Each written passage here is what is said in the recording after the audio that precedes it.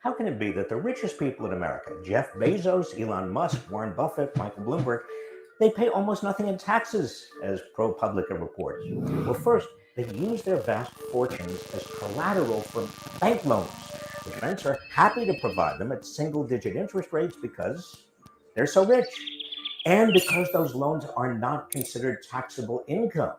The ultra wealthy avoid the 37% federal tax on top incomes, as well as the 20% top capital gains tax rate. Second, the interest they pay on those loans is tax deductible, reducing even the taxable income they get from their investments. And third, if some of those investments turn bad, they just subtract those losses from future investment income. And presto, they can live like royalty and pay little or no taxes. It is perfectly legal. And that's the scandal.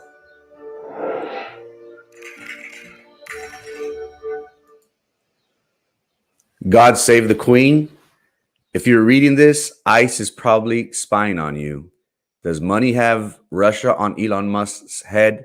It is Wednesday, 7:06 a.m. My name is Frankie Olivo, and this is Good Morning Brownsville. And again, starting off with everyone's favorite segment, the weather. We should be having a warm day, should be in the 90 degrees today. As of right now, at 6:55 a.m., Brownsville is looking at a cool 76 degrees. The highs for today will be 90 degrees. And throughout the week, again, it should be fairly warm in the 90s, perfect beach weather. So if you have time, make sure you get some rays and go to the beach. Now, in world news, God save the Queen. It seems as if Queen Elizabeth has been in power forever. Queen Elizabeth has been on the throne since the 1950s, which has been very impressive because she has surpassed King Louis. I think right now she is the third longest in power in the history of the world. Many have questioned the role of the monarchs in today's democratic society. And what was interesting to see is that we are finally starting to see the change in power from mother to son. Yesterday, we saw how Prince Charles was the one that delegated the opening of the parliament for the first time. And opening the parliament is a fancy word of saying the State of the Union, how the president has it. Here in the city of Brownsville, we have the State of the City. Well, this is something similar to it. Here, the leadership gives the nation, in this particular case, the United Kingdom, what their goals are, how are they going to tackle certain issues that either the economy or their citizens are facing. So, will this be the common occurrence? Is this the last time we'll be seeing the Queen out in public? Again, she is in her 90s. She does have mobility issues. Her husband just passed not too long ago, and we are starting to see the reign of Prince Charles begin. And it's interesting because he's been waiting for God knows how many years. And the interesting thing was that he did give this speech, of all things, in a gold-plated chair. Now, it's not really gold. It's probably painted with gold. But the interesting thing was that he was saying that how the United Kingdom is going to be focusing on providing a better quality of life for its citizens. And the interesting thing was, you're talking to me about equality when you're sitting on a gold chair. It sounded kind of heartless for a billionaire to say that he knows the struggles of the everyday people. And he knows the struggles of what you and I go through. And, we are anticipating as well, how long would it take for his son, Prince William, to be on the throne? Again, Queen Elizabeth has been in power for 70 years. We are starting to see now how that shift of power is now going to her son, Prince Charles. It didn't leave us with a good taste in our mouth when we saw him talking about the economy and how he knows how the common folk struggle is when he was sitting on a gold encrusted chair. But will we be seeing Prince William take the throne in the very near future? again, Prince Charles has been waiting forever to have this opportunity, and now it seems as if he finally has it with him. In local news, John Allen Rubio. Who can forget this high-profile case that unfortunately put Brownsville on the map? This was a case where a couple beheaded 3 of their children while they were high on spray and high on other hard narcotics. This was located downtown Brownsville, and this is a case that doesn't seem to go away for whatever reason. John Allen Rubio is currently on death row, and he has been filing appeals, habeas corpuses, one after the other. And again, this is a common occurrence. Whenever somebody does go through death row, it is a lengthy process. And we see how most of the time the taxpayer is having to foot the bill. And many question, hey, many send me a thing and said, hey, Frankie, why is this guy still on death row? Shouldn't he be put away by now? And who can forget the details of this case? We had Camacho, his girlfriend, on the stand saying how they first they twisted their necks and then they beheaded them. 3 Precious Angels were brutally murdered on that tragic day, and we have seen how since then this building has been torn down. The ironic thing is that it is located steps away from the county courthouse where justice is sought and served in many places. The district attorney's office did state in collaboration with the city of Brownsville that they did create a garden, a community garden, in a place where suffering and death is now a place of flowers and blossoming and life, so to speak. Well, John Allen Rubio was is in the news. I'm sorry, is in the news because the judge recused himself from the case. Judge Olvera, who previously served as a state district judge, was and now at the federal level currently, he did recuse himself. Now there was some issues that he did have some bias in this case. He is familiar with this case. But ultimately, and there was a motion to recuse that was filed against him, which was denied. And I think after careful analysis of this case, he did decide it would be in the best interest for him to step down and away from this case, just to prevent any possible setbacks in John Allen Rubio, because as we all know, this could be brought again up for appeals if there was any issues if this judge did not recuse himself. Again, that was the judge's decision. He recused himself. But John Allen Rubio, it seems as if he continues to be on the news and he doesn't go away. And again, it is something that put Brownsville on the map for all the wrong reasons. And this is something that this case has not gone away. John Allen Rubio has been on death row for 20 plus years, and it seems as if his day meeting his maker will not come any day soon. In immigration news, now, what if I told you that you're being spied on? That's nothing far-fetched nowadays with technology and hackers, so to speak. What if I told you that you were being spied on by our own government? That is something that the LA Times did publish a report regarding ICE, regarding the immigration and custom enforcement officials that they have used or circumvented ways to get our information. Who can forget 9/11 and how that changed our way of thinking about terrorism, thinking about immigration? It really shaped the nation moving forward, and how many have argued that our rights were taken away from us. There's arguments on both sides of the aisle. While one says that, hey, I'm okay, I got nothing to hide. I don't mind if the government peeps in on me and my messages and my emails. I'm okay with that. I got nothing to hide. There's other people on the other side that state this is a cause for concern, because if we give the government an inch, they'll take a mile. Now, are they using this to control us, as many have stated? Perhaps. But at the end of the day, the Patriot Act did give the government access to a lot more information that they were privy to before. Now, the interesting thing about this case is in California, that the Georgetown Law Institute, they did release a 2-year investigation that sought information regarding immigration and its practices, ICE and its practices. Now, it is not a common occurrence for the government to try everything possible to make sure that they counter terrorism and enforce our immigration laws. That we can all argue with. The interesting thing is that they are using ways in order to get this information. They're circumventing. There is not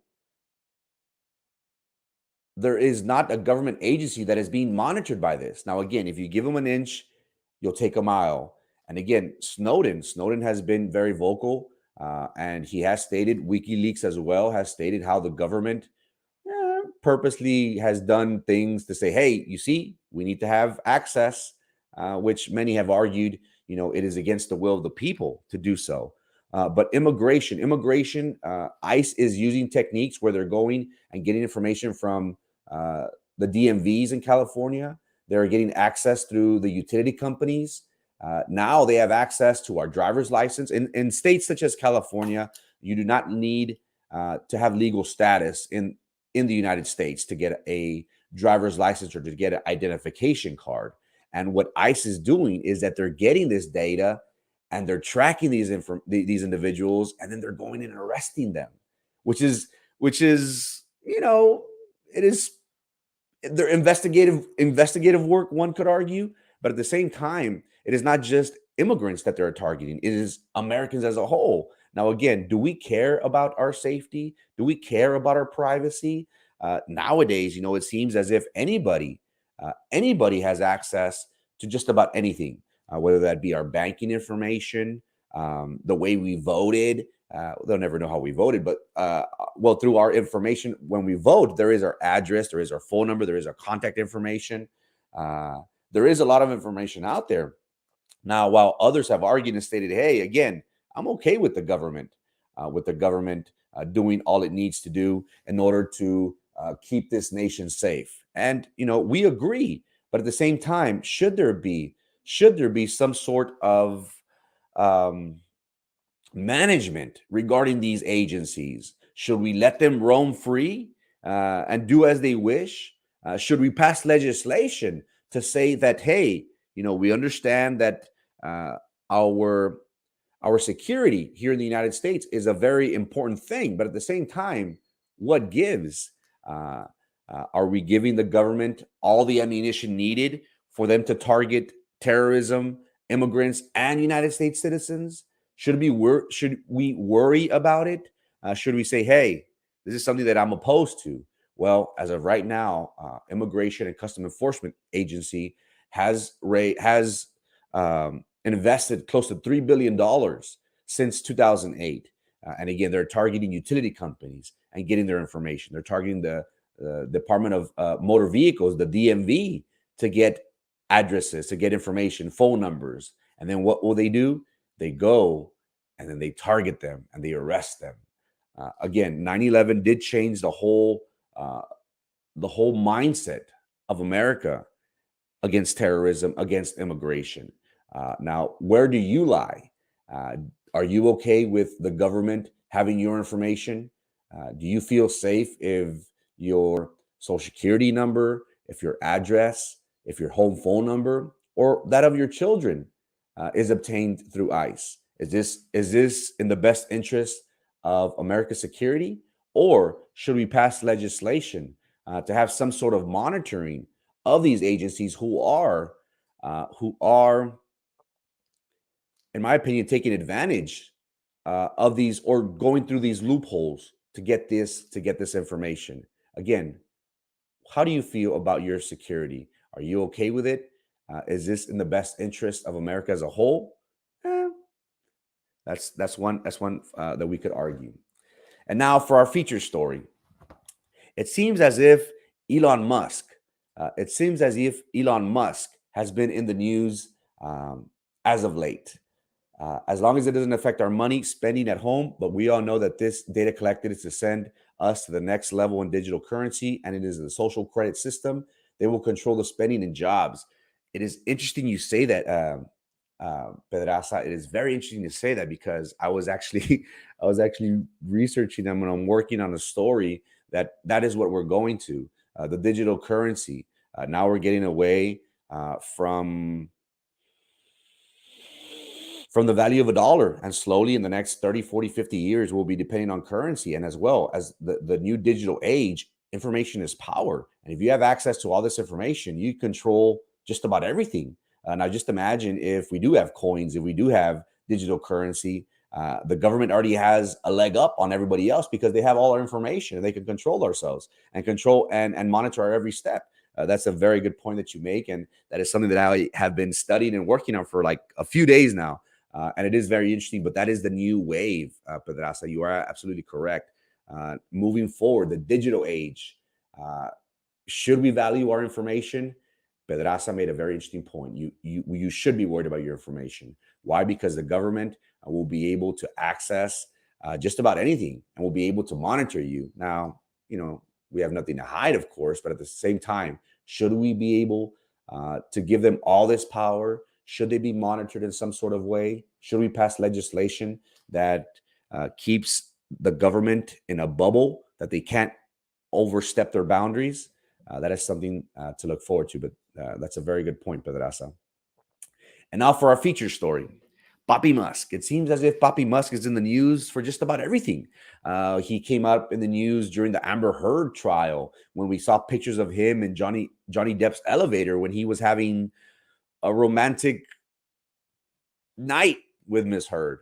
We have seen how just as of late, he is now in the process of purchasing Twitter for $44 billion. Papi Musk was here in Sombrero Fest. Again, he's in the news just about for everything. And maybe it is also for all the wrong reasons. He did post a cryptic message a few days ago, and he says, "If I die under mysterious circumstances, it was nice knowing you." And again, when this was posted, everybody was saying, "What's going on? Why is Papi Musk tweeting this? Is there something that we don't know?" And let's not forget, currently, right now, he is involved in a lot of things. And, he has his hand in just about everything, it seems, whether that's being on his boring company to help alleviate transportation in the United States, Tesla, that he's trying to outsource and create automobiles that depend less on oil and gas and more on electricity and solar power, and also SpaceX, that he's trying to make commercial flights to space a common thing. And Brownsville to Mars has been a key topic as of late. But another thing that he's been involved in is in the war on Russia. As we all know, currently, right now, Russia is invading Ukraine, and they want to make it part of what was the old Soviet Union. We have seen how many have criticized President Putin and saying, "Hey, you are killing innocent people. This was a sovereign nation, and you are invading it." We have seen how the United Nations have joined in arms and stated, "Hey, this isn't right. What you're doing is you're killing people. You're murdering people. You are infringing on people's civil rights. This isn't correct." Well, Elon Musk has helped Ukraine. He has sent satellites into space. He has tried to keep Ukraine online. As we all know, Russia has been targeting key cities throughout Ukraine, and they have focused on big cities to try and demoralize the country. They are attacking their banks, they're attacking their currency, they're attacking their infrastructures, their communications. Why? Because a good tactic would be for our enemy to make sure that we have no communication with the outside world. Well, here comes Elon Musk. He himself has assisted Ukraine and been part of this war, and stated that that there are over 2,000 satellites up in space that are assisting Ukraine with making sure that they are in network, that they are online, so to speak. The interesting thing is that this has pissed off President Putin and the director of the space agency for Russia. They have openly stated, and they tweeted as well, that, hey, if you're not with us, you're against us. If you're working against us, that means you are an enemy of ours. And again, we can all agree that, the nations, it seems as if they really don't want to mess with Putin. Yes, we have seen how nations have gathered and, pointed their finger at Ukraine and stated, hey, that's a big no-no for you invading them. But what really has been done to Putin? Nothing really. Yes, they have put sanctions on him, but these men are multi-billionaires. What's a couple billion to them when they got a couple billion more? They knew the ramifications of going to war, but nothing really has been done. Now here comes Elon Musk to try and put his 2 cents in and try and help a nation with their satellites while making sure that they stay online. Well, that has pissed off Russia. In a great deal. And at the very bottom of this post, and I'm going to blow it up, the very bottom of this post, this is the statement that was published on Twitter by the head of the Russian space agency. And he states, Elon Musk involved in supplying the fascist forces in Ukraine in military communication equipment. And for this, Elon, you'll be held accountable like an adult. No matter how much you'll play the fool. So strong words coming from Russia and from the space director in charge of the space agency is stating, hey, Elon, no te hagas menso. You're on the hook, brother. You're helping out our enemy. You're against us. And again, it is very, very scary. And again, let's not forget, other individuals have posted this cryptic message in recent years. Let us not forget John Mcafee. John Mcafee, even though he is kind of out there, he has stated how, hey, if something happens to me, I didn't commit suicide. I didn't take my life. I enjoy life. John Mcafee, he is a cyber. He made his money through cybersecurity. We have seen how he has been in Bolivia and in South America, and he was acting kind of erratic. He was doing drugs, partying, and it just so happened that his neighbor was killed. And he says, you know what? I didn't kill my neighbor. The government for I believe was Bolivia. It was a country in South America. Was it Belize? I believe. Was it Belize? I believe it was Belize. They arrested him and charged him with murder. And, he always gave these cryptic messages and said, hey, in case I killed myself, make sure to know that I didn't do it. And again, it's been interesting to note that is the reason, that is what happened to him. He ended up, he was found hung from his jail cell. And it's interesting to note that, his wife has stated that, he was in good spirits. He was working on fighting for his freedom. This tattoo that he did get on his arm, whacked for money. Again, these cryptic messages is something that isn't new to us. But again, should we be alarmed for Elon? He did state that if he dies under mysterious circumstances, it was nice knowing you. Now, would we put it past Russia to do everything possible to attack one of its enemies? We wouldn't. What tactics would they use? And again, as we all know, Elon Musk being a multi-billionaire, the world's richest man, he does have A1 security, grade A security. I'm sure he has men and women that monitor his security day in and day out. But at the end of the day, we are dealing with Russia. We are dealing with, good morning, Chilo. Good morning, Corpus. How's it going? We are dealing with an individual who is an ex-CIA agent, and he is a killer himself. Now, how will Putin react to this? Should Elon Musk really fear for his life now that he is spending time in Brownsville? Should Brownsville be worried about an attack from Russia? Those darn Russians. While we don't anticipate Brownsville feeling the brunt of this war between Elon Musk and Russia, it does cause us concern, because John Mcafee, whether he did it or not, he did state that the government was out to kill him. He did state it on Twitter. He did state, hey, if I die under any mysterious circumstances, just know that I did not do it. Now, Elon Musk posted this cryptic message. Should we be worried? Should we fear that the world's richest man who resides in the great city of Brownsville, Texas, is going to get whacked by the Russians? While we anticipate Elon Musk amping up his security and making sure that all is well for him and his family, we wouldn't put it past the government of Russia to put on a hit. Again, we are dealing with Putin, who is a very strategic and smart man, who was an ex-KGBT, which is the same as our CIA. He is a killer, ladies and gentlemen. Let's not get that twisted. Now, is money put on Elon Musk's head? You best believe it.